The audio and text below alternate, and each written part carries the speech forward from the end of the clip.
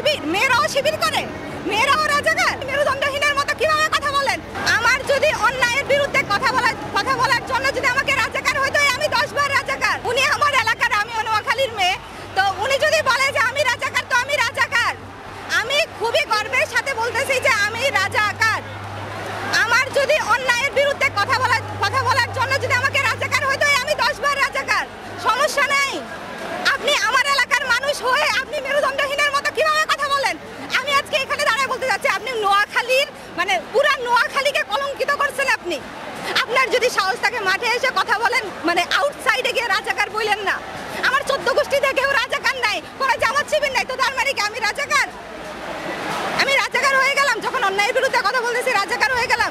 আমার চোখের সামনে যখন আমার ভাইয়ের বুলেট লাগলো, যখন আমি কথা বলতে গেলাম, আমি রাজাকার হয়ে গেলাম। এটা আপনার কেমন বিচার? অবভিয়াসলি এটা তো আমার এখন মনে হচ্ছে এটা একটা মাস্টার প্ল্যান। উনি একদিকে উনি বসবে ডাকতেছে, আরেক দিকে ছাত্রলীগ হামলা করতেছে। তাহলে এটা কি?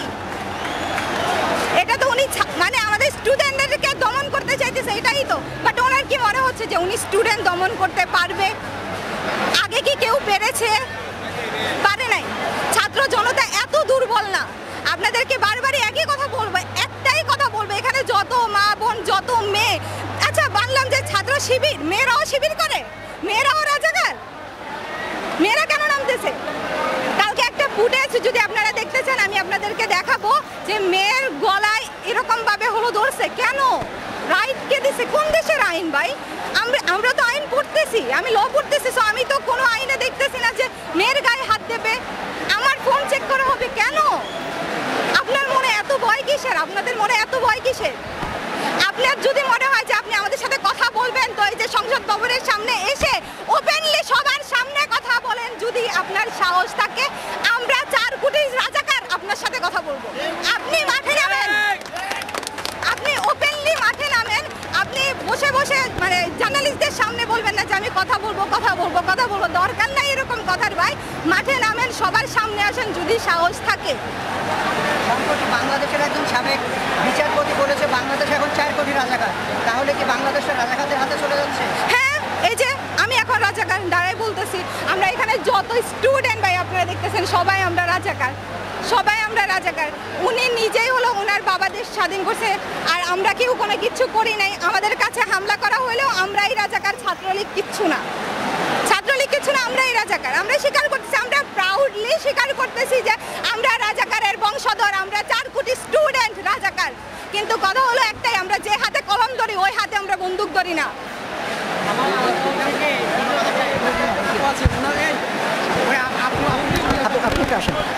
যে আপনি এই ডিসিশনটাই যখন নিলেন, মাননীয় প্রধানমন্ত্রী, আপনাকে সম্মান করেই বলছি, এটা যদি আপনি কয়েকদিন আগে নিতেন তাহলে এতগুলো প্রাণ কি যেত?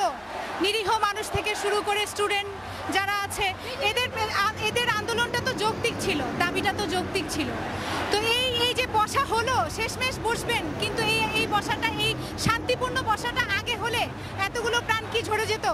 কতগুলো বাচ্চা, ওরা জীবনের কিছুই দেখে নাই এখনো। তো এদের ভবিষ্যৎ কি হলো? এদের মা বাবারা কি করবে? আমারও ঘরে সন্তান আছে, আমি এখন ভাই খেতে পারি না, ঘুমাতে পারি না। আমি স্বপ্ন দেখি যে হেলিকপ্টার থেকে গুলি ছুটছে, বা রাস্তায় বের হলে অনেক শব্দ শুনতে পাই, কান্নার আওয়াজ শুনতে পাই, এগুলো স্বপ্ন দেখি। রাস্তায় বের হলে মনে হয় এই বুঝি গুলি চললো, এই বুঝি ট্যাঙ্ক সামন দিয়ে গেল। তো এটা কেন হবে? একটা ডেমোক্রেটিক কান্ট্রিতে আমরা আছি, আমাদের সবার বাক স্বাধীনতা আছে, স্টুডেন্টদেরও আছে, যারা জনসাধারণ। আজকে এখানে কিন্তু কোনো দল নাই, আমি কাউকে পেলাম না যে একটা নির্দিষ্ট দলের কেউ। এখানে জনসাধারণ, এখানে সাধারণ মানুষ সব, যারা আমার মতোই, যারা ফিল করছে যে না, স্টুডেন্টদের সাথে এটা হওয়া অন্যায় হয়েছে, এত স্টুডেন্ট মারা গেছে, আমি চাই আপনি এই হত্যার বিচার করেন। এটাই আপনার কাছে চাই, শান্তি চাই দেশের।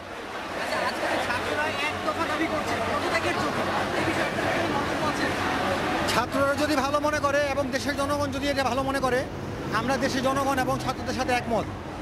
আর আমি কিছুদিন আগে একটা গান লিখেছিলাম, গানটার নাম হচ্ছে তোমার সাথে যায় না। এই গানটা গেয়েছিল ভারতের বিখ্যাত শিল্পী নচিকেতা চক্রবর্তী। গানটার নাম ছিল তোমার সাথে যায় না। গানটার কথা ছিল এমন, তুমি মানুষ হয়ে কত মারছো মানুষ, রক্তে রাঙিয়েছো হাত, মানুষের মতো তুমি তুলছো ফোনা, স্বার্থে লাগলে আঘাত। সহিংসতার এই পৃথিবীর বুকে আজ শিশুরাও নিস্তার পায় না, যায় না, এই কিছুতেই তোমার সাথে যায় না। যদি নিজেকে মানুষ ভাবো, লোকটা সামনে রাখো, কেন আজও হয়ে আছো হয় না? আমরা কাজী নজরুল ইসলামের আদর্শে আমাদের জাতীয় কবি, আমাদের সেই জাতীয় কবির একটি গান এখন আমার এই মুহূর্তে মনে পড়ছে, এই শিকল ভাঙা কল মোদের, এই শিকল ভাঙা কল, এই শিকল পরে শিকল